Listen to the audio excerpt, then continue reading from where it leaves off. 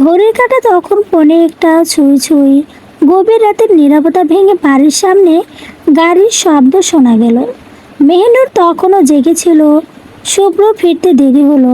তার ঘুম আসে না। আজকের রাতটা যেন আরও ভারী লাগছিল। গাড়ির শব্দ কানে যেতেই সে দ্রুত নিচে নেমে এলো। দরজা খুলতেই শুভ্রকে দেখে তার বুকটা ধক করে উঠল।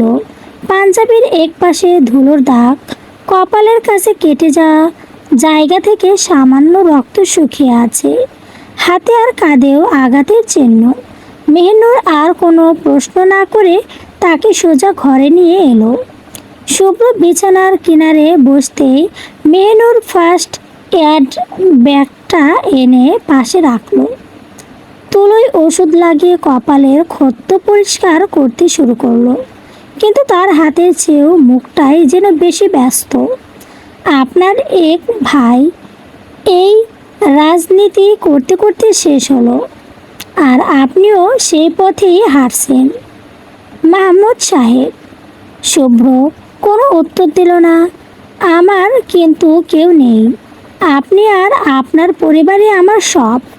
আমার বাবা মা তো বহু বছর আগেই গত হয়েছে। চাচা চাচির কাছে মানুষ হয়েছি, তাও আদর যত্ন না, লাঠি ঝাড়াটা খেয়ে।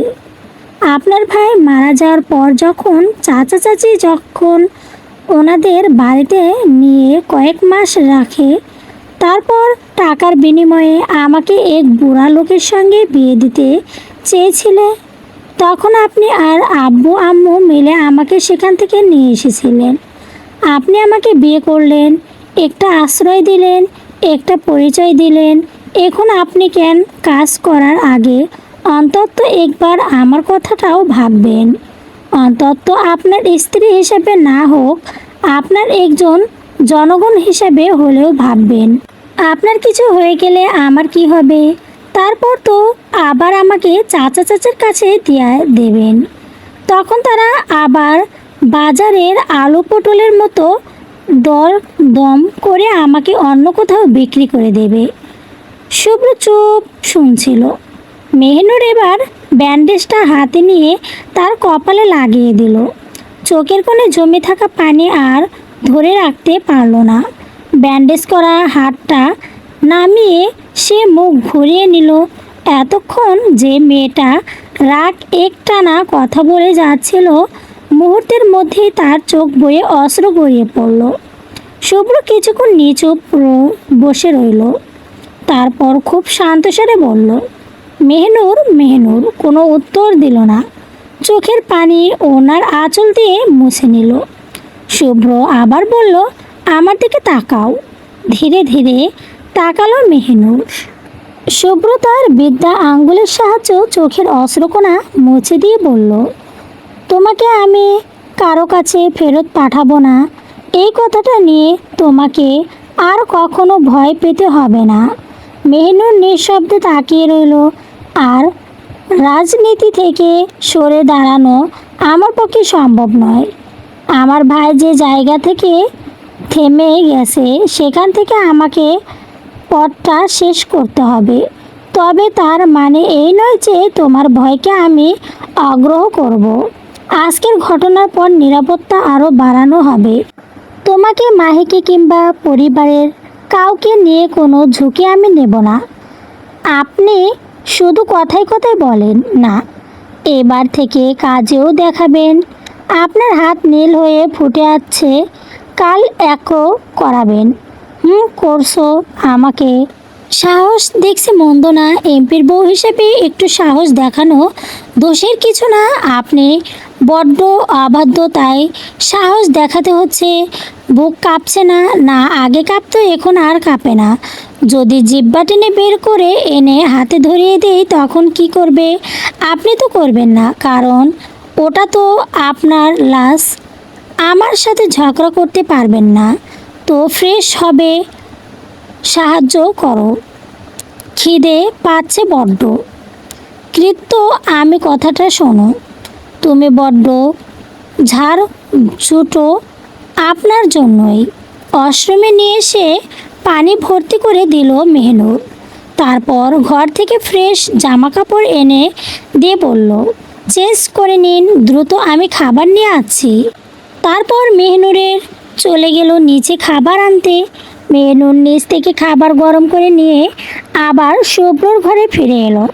রাত অনেক হয়ে গেছে, বাড়ির অন্য সবাই ঘুমিয়ে পড়েছে।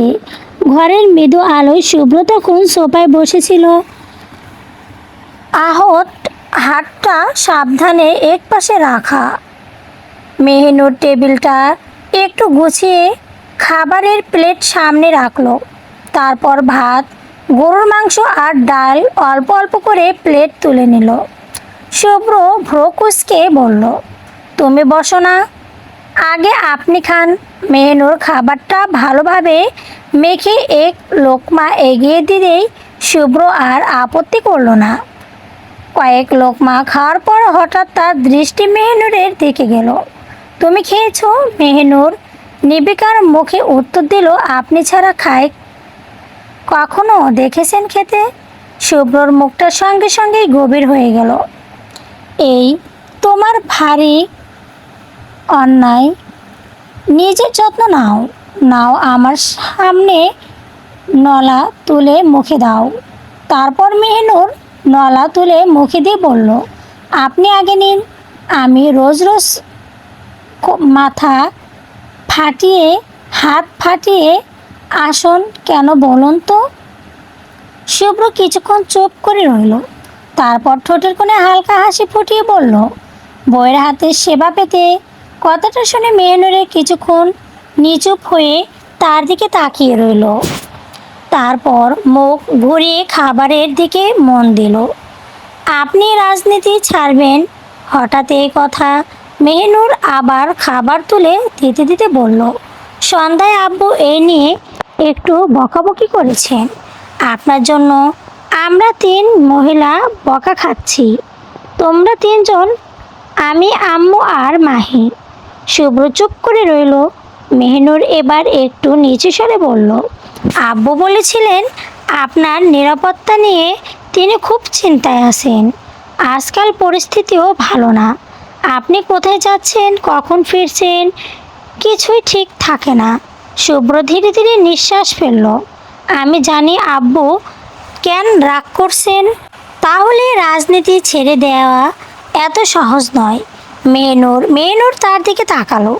শুভ্র কিছুক্ষণ নীরব থেকে বলল, আপনি যে জায়গায় দাঁড়িয়ে আছে সেটা শুধু আমার নিজের জন্য না, অনেক মানুষের দায়িত্ব আমার ওপর। মেহনুর আর কোনো উত্তর দিল না, শুধু চুপচাপ খাবার এগিয়ে দিতে লাগলো। শুভ্র আর কথা বাড়ালো না। রাতের নীরব ঘরে শুধু থালা বাসনের তীক্ষ্ণ শব্দ আর দুজনের চাপা কথার রেশটুকু থেকে গেল। দুজনের খাবার শেষ হলো। খাবার শেষ হতেই সাবনেট এসে এঁটের প্লেটগুলো নিয়ে গেল। মেহনুর গ্লাসটিকে মেডিসিন আর ব্যথা মেডিসিন দিল। শুভ্র চুপটি করে মেডিসিন দুটো খেয়ে নিল। মেহনুর ওষুধের পাতাটা গুছিয়ে রাখতে যাচ্ছিল এমন সময় শুভ্র শান্তস্বরে বলল, আজ থেকে তুমি আমার সাথে থাকবে। ও মা, কেন? শুভ্রর হঠাৎ হাতটা সামান্য তুলে দেখিয়ে একদম স্বাভাবিক ভাঙিতে বলল, আমাকে সামলাতে দেখো না, মাথা ফাটিয়ে এসেছিস। মেহনুর অবাক চোখে তার দিকে তাকিয়ে রইল।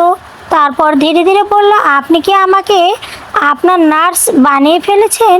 শুভ্রর ঠোঁটের কোণে মৃদু হাসি ফুটে উঠল।